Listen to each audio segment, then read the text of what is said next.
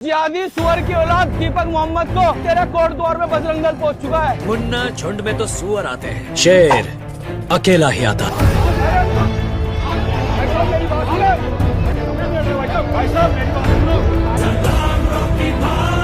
हाँ, मैंने बताया कि मुझे जान को खतरा है, ये मेरे को धमकियां दे रहे हैं कि कोटद्वार चल के दीपक को हम बताएंगे। रहीम नहीं सुना। कबीर जी ने किसकी? कबीर कौन है?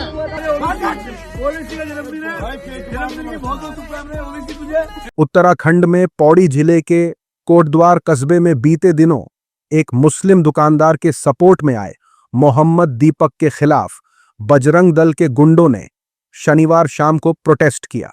इस पर पुलिस प्रशासन का कहना है कि उन्होंने तुरंत मौके पर पुलिस भेजकर स्थिति पर काबू पा लिया और देहरादून से आए कुछ लोगों के खिलाफ शिकायत दर्ज की है। वहीं दीपक ने प्रशासन पर एक तरफा रवैया अपनाने का आरोप लगाया है। और पुलिस प्रशासन वहीं पर था। पुलिस प्रशासन ने ये नहीं करा कि इनको भगा दो, और उल्टा उन्होंने मेरे को उठाकर जो है थाने में बंद कर दिया। दीपक कश्यप 26 जनवरी को उस वक्त चर्चा में आए जब वो कोटद्वार के पटेल रोड पर एक बुजुर्ग मुस्लिम दुकानदार के सपोर्ट में आगे आए थे। दुकानदार से बजरंग दल के गुंडे दुकान का नाम बदलने को कह रहे थे। सोशल मीडिया पर लोग दीपक के सपोर्ट में आ गए हैं और गीदड़ों की तरह भीड़ में आने वाले बजरंग दल के गुंडों को करारा जवाब दिया है। बजरंग दल के गीदड़ों का अकेले सामना करने वाले दीपक ने कहा है कि वो अन्याय के खिलाफ खड़े रहेंगे, भले ही इसकी कीमत उन्हें अपनी जान से क्यों न चुकानी पड़े। गोदी मीडिया में सन्नाटा है। द्वार में बजरंग दल पहुंच चुका है और अगर तू भाग सकता तो भाग। सोशल मीडिया पर चल रहा है कि बजरंग दल के गीदड़ दीपक को जान से मारने की धमकी दे रहे हैं। पुलिस वाले भी बजरंग दल के लोगों के साथ मिले हुए हैं। साथ ही साथ लोगों ने कहा, अगर हर हिंदू इनकी तरह हो गया तो सरकार को मजबूर होकर असली मुद्दों पर चुनाव लड़ना पड़ेगा। उत्तराखंड से आई इस खबर को देखिए। उत्तराखंड में देहरा पब्लिक स्कूल में एक फिल्मी गाना बज रहा था, तेरी है जमीन तेरा आसमां तू बड़ा मेहरबां। इसमें एक लाइन आती है, खुदा मेरे तू बख्शीश कर। बस इसी पर बजरंग दल के गुंडे स्कूल के अंदर पहुंचकर हंगामा कर रहे हैं। अब टीचर समझा रही हैं, राम और रहीम एक हैं, राम और रहीम सुना है। बजरंग दल वाले, रहीम नहीं सुना है। कौन है रहीम? टीचर फिर से कोशिश कर रही है कि आपने कबीर सुने होंगे। बजरंग दल वाले, अरे कौन कबीर? हमने नहीं सुना है किसी कबीर को। बस ये मुस्लिम गाना नहीं बजना चाहिए। रहीम नहीं सुना। कबीर जी ने किसकी? कबीर कौन है? फिर वो प्रिंसिपल के पास पहुंच गए और कहने लगे कि मुस्लिम गाने बजाकर स्कूल को मदरसा बना रहे हो, बच्चों का धर्म बदल रहे हो। स्कूल में हनुमान चालीसा चलाओ, जन गण मन चलाओ, लेकिन मुस्लिम गाने नहीं चलेंगे। और आपकी टीचर कह रही हैं कि राम रहीम एक हैं। अरे रहीम का कोई प्रूफ दिखाइए, कौन रहीम है? गोदी मीडिया को यह खबर दिखाई नहीं दे रही है। स्कूल में मस्जिद मदरसा थोड़ी है भाई साहब। तो ये किसकी परमिशन से? आपको सीबीएसई तो ये अधिकार नहीं देता। तो यहाँ हनुमान चालीसा भी चलिए भाई साहब। सोशल मीडिया पर चल रहा है कि एक दिन ऐसा आएगा जब आरएसएस और बजरंग दल वाले हम लोगों के घर में घुसेंगे और बोलेंगे, तुम लोग अंडा क्यों खा रहे हो, ए मीट क्यों खा रहे हो, ए प्याज क्यों खा रहे हो, लहसुन क्यों खा रहे हो। ये लोग तय करेंगे, इसलिए इनका समाज से बॉयकॉट किया जाए। साथ ही साथ लोगों ने कहा, बाबा राम रहीम को इतनी बार बेल दिलवा चुके हैं फिर भी नहीं मालूम। साथ ही साथ देखिए किस तरीके से नफरती चिंटू अपनी बुजदिली दिखा रहे हैं।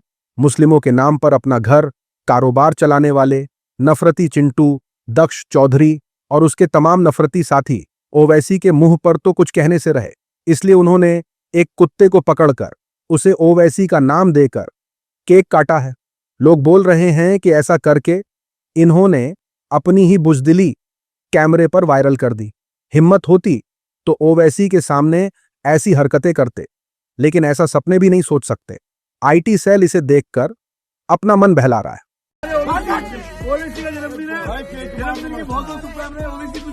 सोशल मीडिया पर चल रहा है कि कुत्ते अगर कुत्तों वाली हरकत नहीं करेंगे तो क्या करेंगे भाई? इसीलिए कुत्तों की हरकतों पर बुरा नहीं मानना चाहिए। कुत्ते का नाम ओवैसी रखकर उसके नाम पर केक काटा जा रहा है। लेकिन खबरदार, अगर किसी ने कुत्तों की इन हरकतों को गलत माना। साथ ही साथ लोगों ने कहा, ये सच में कुत्तों जैसी हरकत कर रहे हैं, इनको कौन समझाए। वैसे ये जो जन्मदिन मना रहे हैं वो ईसाइयों का कल्चर है। साथ ही साथ खबर निकलकर आई है एपस्टीन फाइल्स के हवाले से। जेफरी एपस्टीन से जुड़ी फाइल्स में प्रधानमंत्री नरेंद्र मोदी का भी नाम आ गया है। इसमें पीएम मोदी के 2017 के इजरायल दौरे का जिक्र किया गया है। एपस्टीन का साफ कहना है कि मोदी ने मुझसे सलाह ली और अमेरिकी प्रेसिडेंट के फायदे के लिए इजरायल में जाकर नाचे और गाए, और ये काम कर गया। मोदी कुछ ही दिनों पहले अमेरिकी प्रेसिडेंट से मिले थे। हालांकि पीएम मोदी का नाम आने पर केंद्र सरकार ने सफाई जारी की है। भारत के विदेश मंत्रालय ने एक बयान में इससे जुड़ी रिपोर्ट्स को खारिज कर दिया है। मंत्रालय ने कहा कि इजरायल दौरे की बात तो ठीक है, लेकिन बाकी बातें बिल्कुल बकवास हैं। गोदी मीडिया मोदी सरकार के बचाव में आ गया है। जुलाई 2017 में प्रधानमंत्री की इजरायल की आधिकारिक यात्रा के अलावा ईमेल में बाकी बातें एक दोषी अपराधी के बकवास से ज्यादा कुछ नहीं है। सोशल मीडिया पर टीएमसी सांसद महुआ मोइत्रा ने कहा, अगर किसी विपक्षी नेता का नाम एप्स्टीन फाइलों में बिना नाच गाने के भी होता तो क्या गोदी मीडिया ब्लैकआउट करता। साथ ही साथ लोगों ने कहा, एप्स्टीन फाइल्स में मोदी का नाम आने पर भक्तों ने AIOI शुरू ही किया था। तब तक विदेश मंत्रालय ने कंफर्म कर दिया कि उस फाइल में मोदी का नाम है। हाल ही में किसी महाघटिया पुरुष ने कहा था, अंध भक्त पैदा होते ही AI बोलने लगता है। अंध भक्तों की हालत बहुत बुरी हो चुकी है। शर्म की हर बात पर गर्व खेलना पड़ता है। उसी के साथ देखिए अमेरिकी प्रेसिडेंट ट्रंप किस तरीके से मोदी सरकार पर दबाव बना रहा है। अमेरिका के प्रेसिडेंट डोनाल्ड ट्रंप ने एक और बड़ा दावा कर दिया है। उन्होंने कहा कि भारत अब ईरान से तेल खरीदने के बजाय वेनेजुएला से कच्चा तेल खरीदेगा। ट्रंप ने कहा, हमने पहले ही डील की एक लाइन तैयार कर ली है। भारत आगे आ रहा है और वो ईरान से तेल खरीदने की जगह वेनेजुएला से तेल खरीदेगा।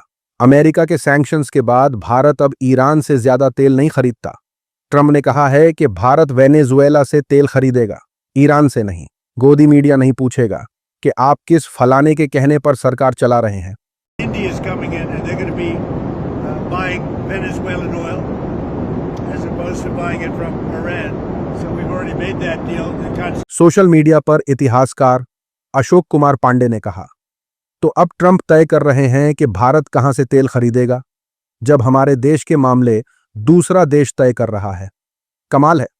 साथ ही साथ सीनियर पत्रकार रवीश कुमार ने कहा, ट्रंप जब चाहते हैं तब भारत से डील कर लेते हैं।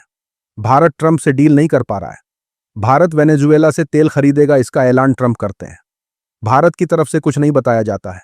क्या अब यह देखना बाकी है कि ट्रंप बताएंगे कि आज नाश्ते में क्या खाया जाएगा और सब्जी किसकी बनेगी। अगली अपडेट यूनियन बजट 2026 के हवाले से है। जब भी संसद में बजट पेश किया जाता है तो देश का मिडिल क्लास उसे उम्मीद की नजर से देखता है। फाइनेंस मिनिस्टर निर्मला सीतारमण ने बजट 2026 पेश कर दिया है। अपनी स्पीच में सीतारमण ने कई बड़ी स्कीम्स का ऐलान किया। बजट में छोटी बड़ी कई बातें हुई। हेल्थ, एग्रीकल्चर, IT से लेकर अलग अलग सेक्टर्स के लिए फाइनेंस मिनिस्टर ने कई ऐलान किए। लेकिन बजट 2026 मिडिल क्लास के लिए काफी अफसोसनाक रहा। इनकम टैक्स स्लैब में कोई बदलाव नहीं किए गए, यानी मिडिल क्लास के लिए कोई राहत की खबर नहीं है। मार्जिन पिछले साल हुए बड़े टैक्स सुधारों के बाद इस बार टैक्स रेट और स्लैब वहीं रखे गए हैं। बजट में टैक्स रेट्स में कोई बदलाव नहीं किया गया है। गोदी मीडिया ने मिडिल क्लास के लिए कोई सवाल नहीं पूछा है। मार्जिन सोशल मीडिया पर सीनियर पत्रकार प्रज्ञा मिश्रा ने कहा, इतना फर्जी बजट कभी नहीं देखा गया। संडे को वाकई ऐतिहासिक बजट पेश किया गया। निर्मला सीतारमण का बजट चुनावी रैली वाले भाषण की तरह था। ना किसान के लिए कुछ था, ना नौजवान के लिए कुछ था। साथ ही साथ एंकर रुबिका लियाकत पूछने लगी कि आपको यह बजट कैसा लगा। लोगों ने रुबिका से कहा, गोदी पत्रकारिता की तरह घटिया।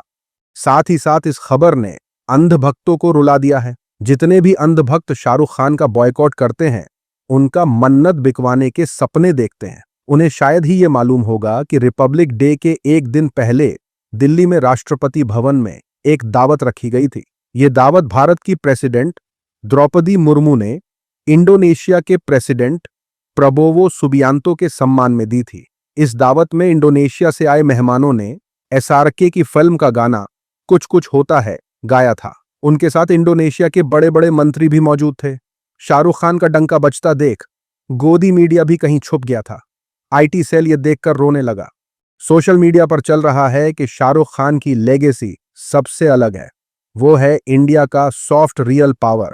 साथ ही साथ लोगों ने कहा, हर दिन कोई ना कोई आता है और अंधभक्तों को बजाकर चला जाता है। उसी के साथ खबर निकल कर आई है इंडिया पाकिस्तान मैच के हवाले से। T20 वर्ल्ड कप 2026 से पहले पाकिस्तान ने बड़ा और चौंकाने वाला फैसला लिया है। पाकिस्तान सरकार ने साफ कर दिया है कि टीम टूर्नामेंट में हिस्सा तो लेगी, लेकिन 15 फरवरी को भारत के खिलाफ होने वाले हाई वोल्टेज मुकाबले का बॉयकॉट करेगी। ये मैच कोलंबो में खेला जाना था। ये फैसला शहबाज शरीफ और मोहसिन नकवी के बीच हुई बैठक के बाद लिया गया है। दरअसल आईसीसी के 20 टीमों वाले टूर्नामेंट में बांग्लादेश की जगह स्कॉटलैंड को शामिल किए जाने के बाद से पीसीबी नाराज चल रहा था। इस खबर के बाद आईसीसी का कोई बयान सामने नहीं आया है। सोशल मीडिया पर चल रहा है कि हम तो कह रहे थे मैच खेलेंगे लेकिन हाथ नहीं मिलाएंगे, और यहां तो सीधे सीधे खेलने से ही मना कर दिए। बताइए इससे किसे ज्यादा असर पड़ेगा, पाकिस्तान पर या भारत पर? साथ ही साथ लोगों ने कहा क्रिकेट प्रेमियों को इससे जो मायूसी हाथ लगी होगी वो अपनी जगह, लेकिन हाथ नहीं मिलाया, उनकी तरफ मुंह नहीं घुमाया जैसी खबर बनाने वालों को ज्यादा मायूसी हाथ लगी होगी। आज की वीडियो में इतना ही। अपनी राय सुझाव कमेंट में जरूर बताएं। मिलूंगा आप सभी से अगले वीडियो में।